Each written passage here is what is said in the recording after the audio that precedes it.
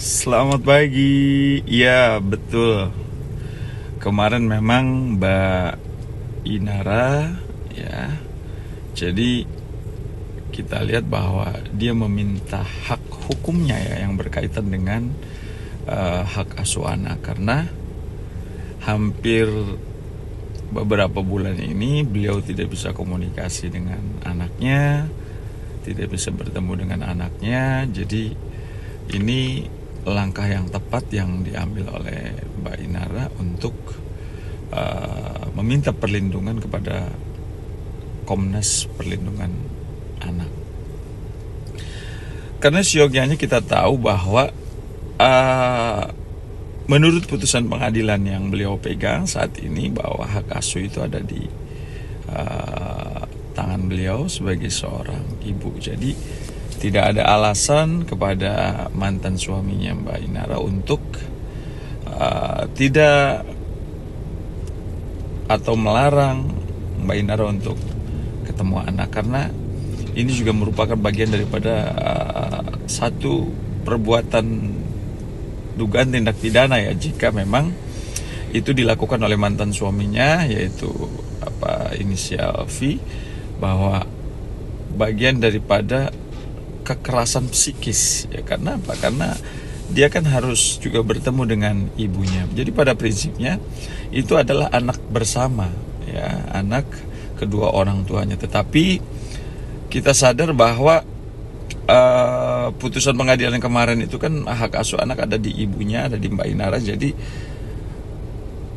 harusnya anak-anak tinggal bersama Mbak Inara ya, gitu. Masalahnya mantan suaminya mau ketemu kan bisa aja, selama ini kan tidak ada masalah itu.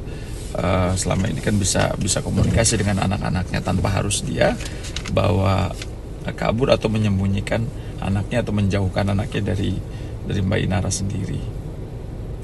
Oh pasti itu jelas di dalam Undang-Undang Perlindungan Anak ya, karena itu kan hak anak untuk mendapatkan kasih sayang dari kedua orang tuanya, terutama ibunya yang memegang putusan pengadilan sebagai pemegang hak asuh anak. Iya dong, harus ya. Putusan pengadilan itu adalah undang-undang. Jadi kita harus tunduk dan patuh sama undang-undang, ya kan? Jadi walaupun itu berat bagi mantan suaminya, kenapa hak asuh anak jatuh ke tangan Mbak Inara, nah, kita harus tunduk. Karena ada asas hukum yang disebut dengan res judicata pro pere tato habitor. Putusan pengadilan itu harus dijalankan walaupun ya itu berat ya diterima oleh kita, tetapi tidak boleh kita bantah. Yes. Jika dia memaksa untuk terus menguasai anak-anaknya tanpa dia memberikan kesempatan kepada Mbak Inara selaku ibu kandungnya, maka itu jelas bertentangan dengan Undang-Undang Perlindungan Anak ya, Undang-Undang Nomor 35 tahun 2014, jelas di dalam pasal 76C jungto pasal 80 ya. Jadi melarang keras ya, kekerasan fisik maupun psikis atau menterlantarkan anak ya. Ini kan bagian daripada kekerasan psikis gitu loh. Karena anak kan harus ketemu dengan ibunya, apalagi seorang ibu yang biasa melahirkan, merawat, ya kan pasti anak-anak kangen lah ya, gitu. Yes, sanksi pidananya jika memang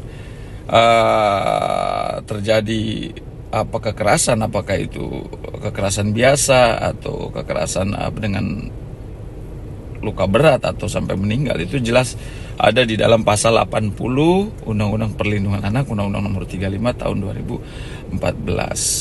Sanksi pidananya dari 3 sampai 15 tahun dan dendanya juga sampai miliar ya dendanya gitu. Betul. Yes. Ya harapannya adalah jadilah orang tua yang bijak supaya anak ini kan sama-sama dibesarkan oleh kedua orang tuanya. Jangan egois lah. Jangan egois, karena jelas bahwa anak itu adalah anugerah yang harus kita jaga, yang harus kita rawat dan harus kita lindungi secara bersama. Ya betul apa yang disampaikan sama Komnas Perlindungan Anak kemarin gitu loh, bahwa kegagalan kita di dalam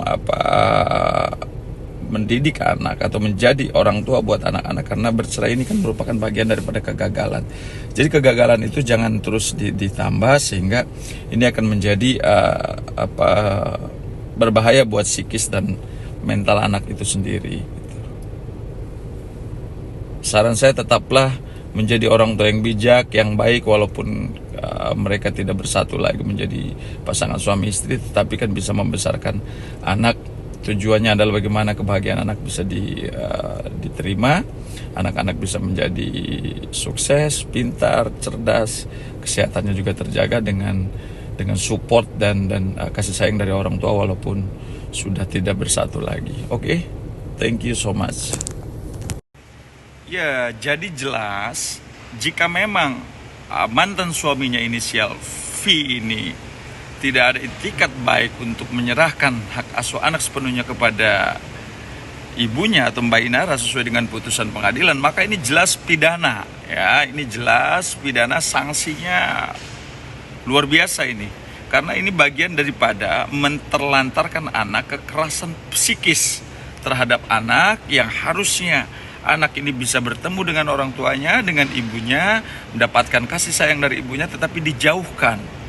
Ini kan mental anak akan terganggu. Maka jelas di dalam pasal 76C Undang-Undang Perlindungan Anak, ya, Jungto pasal 80 Undang-Undang Perlindungan Anak, Undang-Undang Nomor 35 tahun 2014. Sanksi pidananya itu 3 tahun sampai 15 tahun penjara, dan dendanya ya itu bisa sampai 1 miliar rupiah. Ya, karena jelas putusan pengadilan hak asuh anak itu ada di ibunya, maka kita harus tunduk dan patuh pada putusan pengadilan. Seperti dijelaskan dalam asas hukum res judicata pro peret atau habetur. Kita harus tunduk dan patuh pada putusan pengadilan, walaupun putusan pengadilan itu berat ya untuk bisa kita terima, tapi kita harus tunduk dan patuh pada putusan pengadilan itu. Oke, terima kasih.